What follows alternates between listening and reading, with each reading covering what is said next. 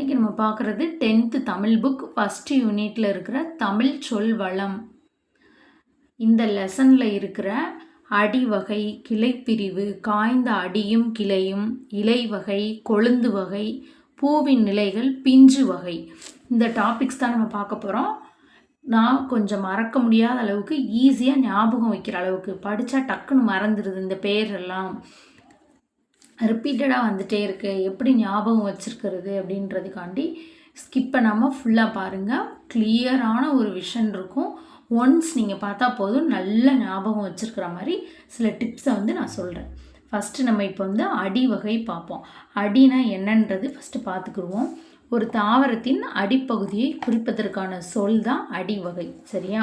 அடியில் மொத்தம் 8 வெரைட்டி கொடுத்துருக்குறாங்க. அப்போ அடி எப்படி ஞாபகம் வச்சுன்னா 8 அடி அப்படின்றது ஞாபகம் வச்சுக்கோங்க. ஓகேவா? நான் சைடில் ஒரு பேப்பரில் எழுதி வச்சுருக்கிறேன். இங்கே என்ன புக்ஸில் என்ன இருக்குதோ அதே விஷயத்தை தான் நான் இங்கே பாக்ஸ் போட்டு எழுதி வச்சுருக்கிறேன். ஏன்னா இவ்வளோ ஒரு பேஜ், இந்த ஒரு பேஜ், பக்கம் பக்கமாக படிக்கிறதுக்கு ஒரே பேப்பரில் நான் எழுதி வச்சுருக்கிறேன், ஞாபகத்துக்காண்டி ஈஸியாக இருக்கும் அப்படின்றதுக்காண்டி. தாள் அப்படின்னு சொல்லி ஃபஸ்ட்டு கொடுத்துருக்காங்க. 8 அடி சொல்லியிருக்கேன், இந்த பக்கம் 4 எழுதியிருக்கேன், இந்த பக்கம் 4. புக்கையும் நீங்கள் பக்கத்தில் வச்சுக்கோங்க. இந்த வீடியோ பார்க்கும்போது புக்கையும் பக்கத்தில் வச்சுக்கோங்க, இல்லை இந்த மாதிரி எழுதணுன்னா எழுதி வச்சுக்கோங்க. தாள் அப்படின்னா என்னன்னு சொல்லியிருக்காங்க, நெல், கேழ்வரகு. நான் இப்போ தாள் அப்படின்றது எப்படி படிச்சிருக்கேன்னா, தாள் 2 எழுத்து தான், நெல், இந்த கேள் இதுவுமே 2 எழுத்து தான். ஆனால் போக போக வரும்போது நெல் புல் தான் சேர்ந்து வரும். அதனால் இது நான் எப்படி அப்படின்னா, தாள் அப்படின்னா நெல் கேளடி.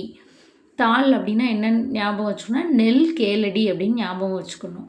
அப்போ தாள் அப்படின்னா நெல், கேழ்வரகு. ஓகேவா? முடிஞ்சு. தண்டு அப்படின்னா கீரைத்தண்டு, வாழைத்தண்டு. இந்த கீரை எப்படி ஞாபகம் வச்சுக்கணும், கீரை வெரைட்டியில் தான் தண்டு கீரைன்னு சொல்லி ஒன்று இருக்கும். இப்போ கீரைத்தண்டு, வாழைத்தண்டு ஞாபகம் வச்சுக்கோங்க. கோல் அப்படின்னா நான் எப்படி ஞாபகம் வச்சுக்கிட்டேன்னா, கோல் மீன்ஸ் பிளானட். Neptune, Mercury. நெப்டியூன்னா நெட்டி, மெர்க்குரினா மிளகாய் செடி. அப்போ கோல்னா நெட்டி, மிளகாய் செடி. அடுத்து தூறு அப்படின்னாலே அடி தான். என்ன சொல்லுது, கரிப்பான தூறு அப்படின்னு சொல்லுவாங்க. பானையை சொல்லும்போது பானைத்தூறு அப்படின்னா பானையுடைய அடி. நம்ம ஆல்ரெடி அடியை தான் பார்த்துட்ருக்கோம். அப்போ தூறு அப்படின்னா குத்துச்செடி, புதர். அப்போ நான் எதுக்காண்டி பாத்திரத்தை சொன்னேன் அப்படின்னா, சாப்பாடு செய்கிற சட்டி சொல்லுவாங்க, குத்துச்சட்டி அப்படின்னு சொல்லுவாங்க. அதனால தான் நான் குத்துச்செடி, புதர் அப்படின்றது ஞாபகம் வச்சுக்கோங்க. அப்போ தூறு அப்படின்னா நான் கேள்விப்பட்டிருக்கிறேன், கரிப்பான தூறு மாதிரி இருக்குது அப்படிம்பாங்க. கரிப்பான தூறு அப்படின்னா என்ன, இப்போ குத்துச்செடி, அந்த பானையில் தான் இந்த குத்துச்சட்டி வருது. அப்போது குத்துச்செடி, புதர். தூறு அப்படின்னா குத்துச்செடி, புதர். ஓகேவா? அடுத்து தட்டை. இது ஆஸ் யூஷுவல் பேச்சு வழக்கில் சொல்கிறது தான். சோளத்தட்டை, கம்பந்தட்டை அப்படின்னு சொல்லுவாங்க. சோளத்தட்டை, கம்பந்தட்டை அப்படின்னு தான் சொல்லுவாங்க. அப்போ தட்டு அல்லது தட்டைக்கு சோளம், கம்பு. அடுத்து களினாலே நமக்கு எப்படி இனிப்பாக தான் இருக்கும், ஸ்வீட்டு இனிப்பாக தான் இருக்கும். களிலாம் சாப்பிட்ருப்போம்ல, வெந்தயக்களி, கேப்பக்களி, ஸ்வீட்டாக தான் இருக்கும். அப்போ கரும்பு ஆல்ரெடி ஸ்வீட்டாக தான் இருக்கும். அப்புறம் களை. இப்போ மூங்கில் காடு அப்படின்னா நெருங்கி, நல்லா கூட்டமாக நெருங்கி இருக்கும். வயக்காட்டிலலாம் செடிக்கு நடுவில் களை முளைச்சிருக்கும், அதுவுமே நெருக்கமாக தான் இருக்கும். அப்போ களைனா மூங்கில். அடுத்து அடி, புளியடி, வேம்படி அப்படி தான் சொல்லுவாங்க. சொல்கிறதே புளியடி, வேம்படி அப்படின்னு தான் சொல்லுவாங்க. அப்போ 8 முடிஞ்சிருச்சு. ஓகேவா? தாள்னா நெல், கேழ்வரகு, நெல், கேளடி. தண்டுனா கீரைத்தண்டு, வாழைத்தண்டு. கோல்னா நெப்டியூன், மெர்க்குரி, நெட்டி, மிளகாய் செடி. தூறு, கரிப்பான தூறு, பானை, குத்துச்சட்டி. அப்போ குத்துச்செடி, புதர். அப்போ தட்டு அல்லது தட்டை, கம்பந்தட்டை, சோளத்தட்டை. களி, ஸ்வீட்டு, கரும்பு. களை அப்படின்னா நெருக்கமாக இருக்கும், மூங்கில். அடினா புளியடி, வேம்படி. ஓகேவா? நெக்ஸ்ட்டு கிளைப்பிரிவுகள் இப்படி கொடுத்துருக்குறாங்க. ஓகேவா? தாவரங்களின் அடியிலிருந்து பிரிந்து செல்லும் பிரிவுகளுக்கு வழங்கும் சொற்கள். இப்போ தாவரம் இதான் இப்படி தான் இருக்குது அப்படின்னா, இங்கே கீழேருந்து பிரிகிறது. தாவரத்துடைய அடியிலிருந்து பிரிந்து செல்லும் பிரிவுகளுக்கு என்ன பேர் சொல்லியிருக்காங்க, கிளைப்பிரிவுன்னு சொல்லியிருக்காங்க. இது என்னது, 7 இருக்குது. அதில் இப்படி கொடுத்துருக்காங்க. கவை, கொம்பு, கொப்பு, கிளைன்னு புக்கில் இப்படி கொடுத்துருக்காங்க. ஆனால் நீங்கள் எழுதுறது இப்படி எழுதிக்கோங்க. இப்படி நீங்கள் எழுதிக்கிட்டிங்கன்னா உங்களுக்கு கொஞ்சம் ஈஸியாக இருக்கும். கவை, கொம்பு, கிளை, சினை, போத்து, குச்சி, இனுக்கு. இந்த ஆர்டர் மறக்காமல் படிச்சுக்கணும். இந்த கொம்புக்கு கீழே வந்து கொப்புன்னு எழுதிக்கோங்க. ஃபஸ்ட்டு கவையோட என்னன்றது மட்டும் பார்த்துக்கிடுவோம். அடி மரத்து நின்று பிரியும் மாபெரும் கிளை. ஒரு மரத்துடைய அடியிலேருந்து பிரிகிற, இப்போ இது இந்த பென்சில் தான் மரம் அப்படின்னா இங்கே கீழே இதுலேருந்து பிரிகிற ஒரு மாபெரும் கிளைக்கு பேர் தான் கவை. அடுத்து பாருங்கள், கொம்பு அல்லது கொப்புக்கு என்ன கொடுத்துருக்காங்க? கவையின் பிரிவு. அப்போ நீங்கள் என்ன போட்டிருக்கீங்க? இங்கே கவைக்கு பக்கத்தில் ஒரு ஆரோ போட்டு கொம்பு போட்டிருக்கேன். அப்போ கொம்புனா என்னது? கவையுடைய பிரிவு. அடுத்து பார்ப்போம். அடுத்து என்ன எழுதிருக்கீங்க? கிளை எழுதிருக்கீங்க. கிளைக்கு முன்னாடி இங்கே என்ன போட்டிருக்கோம்? கொம்பு எழுதிருக்கோம். அப்போ கொம்புடைய பிரிவு. அடுத்து போத்துன்னு போட்டிருக்கோம். அப்போ போத்துனா என்னது? சினையுடைய பிரிவு. அடுத்து குச்சி எங்கேருந்து வருதுன்னு பாருங்கள். போத்துலேருந்து போத்துடைய பிரிவு தான் குச்சி. இனுக்கு குச்சின் பிரிவு. ஃபஸ்ட்டு இதை மட்டும் ஞாபகம் வச்சுக்கோங்க. கொம்பு, கிளை, கவை, கொம்பு அல்லது கொப்பு. கவை, கொம்பு, கிளை, சினை, போத்து, குச்சி, இனுக்கு. இது மட்டும் ஞாபகம் வச்சுக்கிட்டா இதுலேருந்து இது, இதோடைய நிலை இதுக்கு முன்னாடி உள்ள பிரிவு, இதோடைய நிலை இதுக்கு முன்னாடி உள்ள பிரிவு அப்படின்றது ஞாபகம் வச்சுக்கலாம். ஓகேவா? ஆர்டர் மாறாமல் ஞாபகம் வச்சுக்கோங்க. அடுத்து காய்ந்த அடியும் கிளையும் அப்படின்னா என்ன அப்படின்னா, காய்ந்த தாவரத்தின் பகுதிகளுக்கு வழங்கும் சொற்கள். காஞ்சிருச்சுப்பா, அந்த தாவரத்துடைய பகுதிகளுக்கு தான் என்ன பேருன்றது வந்து இப்போ நம்ம பார்க்க போகிறோம். சுள்ளி அப்படின்றாங்க. சுள்ளி பிறக்க போயிருக்காங்க அப்படின்னா, வில்லேஜ்லலாம் பார்த்திங்கன்னா எங்கே போயிருக்காங்கன்னா சுள்ளி பிறக்க போயிருக்காங்க அப்படின்னா சொல்லுவாங்க. சுள்ளா மாதிரி இருக்கான் அப்படின்னா குச்சி, ஒல்லியாக இருக்க, குச்சி மாரி இருக்க, அதுதான் ஞாபகம் வச்சுக்கணும். காய்ந்த குச்சி, இங்கே எல்லாமே காய்ந்ததான் வரும். ஏன்னா நம்ம பார்க்குறது எல்லாமே காய்ந்த அடி மீன்ஸ் இந்த மேலே ஃபஸ்ட்டு பார்த்தோம்னா காய்ந்த அடி. இந்த அடியோட தான் காய்ந்த அடி ஆகிடுச்சுன்னா, அந்த அடி வந்து காஞ்சிருச்சுன்னா அதை எப்படி சொல்கிறாங்கன்றது தான் பார்க்குறோம். சுள்ளா மாதிரி இருக்கான் அப்படின்னா குச்சியாக, ஒல்லியாக இருக்கான் அப்படின்னா ஒல்லி குச்சி அப்படின்னு சொல்லுவோம்ல, அதுதான். சுள்ளி அப்படின்னா காய்ந்த குச்சி. ஓகேவா? இப்படி கூட நீங்கள் ஞாபகம் வச்சுக்கலாம். இப்போ இந்த கிளைப்பிரிவில் எப்படி கவை, கொம்பு, கிளை, சினை, போத்து, குச்சி, இனுக்கு ஞாபகம் வச்சுட்டோமா? இதன்படியே நான் உங்களுக்கு சொல்கிறேன். அப்போ தான் உங்களுக்கு ஈஸியாக இருக்கும். இப்போ சுள்ளி அப்படின்னா இந்த பாருங்க, காய்ந்த குச்சி. விறகு அப்படின்னா ரிவர்சபிள், கிளை, காய்ந்த சிறுகிளை. வெங்களி அப்படின்னா காய்ந்த களி, அது ஆஸ்யூஷுவல் உங்களுக்கு தெரியும். அடுத்து கட்டை அப்படின்னா காய்ந்த கொம்பும் கவையும். ஓகேவா? எப்படி நான் பார்த்துருக்கேன்னு பார்த்தீங்களா? சுள்ளி அப்படின்னா குச்சி, விறகு அப்படின்னா காய்ந்த சிறுகிளை, வெங்கலினா காய்ந்த களி, கட்டை அப்படின்னா காய்ந்த கொம்பும் கவையும். கவை எங்கிறது வருது? அடி, மரத்துடைய அடி. அதுதான் இங்கே கொடுத்துருக்காங்க. காய்ந்த கொம்பும் கவையும் அடியும். ஓகேவா? ஓகே, நெக்ஸ்ட்டு இலை வகை கொடுத்துருக்காங்க. இலை வகையில் புளி, வேம்பு.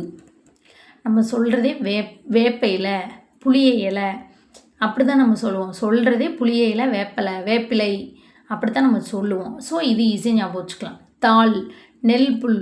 நான் முதல்ல சொன்னோன்னா அடி வகையில் நெல் புல் வந்து அடுத்து ஒன்று போல் வரும். இந்த நெல் கேளடி அப்படின்றது வந்து தாளுக்கு இப்படி ஞாபகம் வச்சுக்கலாம்.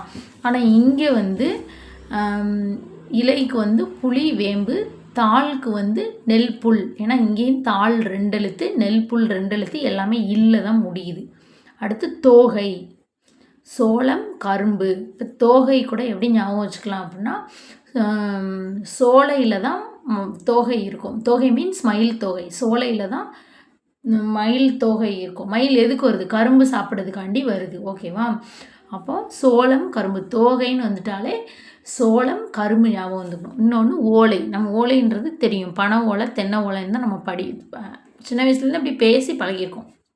இன்னொன்று சண்டு. இந்த சண்டுக்கு ஏன் இப்படி போட்டிருக்குன்னா, காய்ந்த தாளும் தோகையும், காய்ந்த தாளும் தோகையும் சேர்ந்தது தான் இங்கே வந்து சண்டு அப்படின்னு சொல்லி கொடுத்துருக்காங்க. அடுத்து சருகு அப்படின்னா காய்ந்த இலை. இந்த இருக்குது காய்ந்த இலை. அப்போ இந்த 3 படிச்சுக்கிட்டாலே இது ஈஸியாக ஞாபகம் வந்துடும்.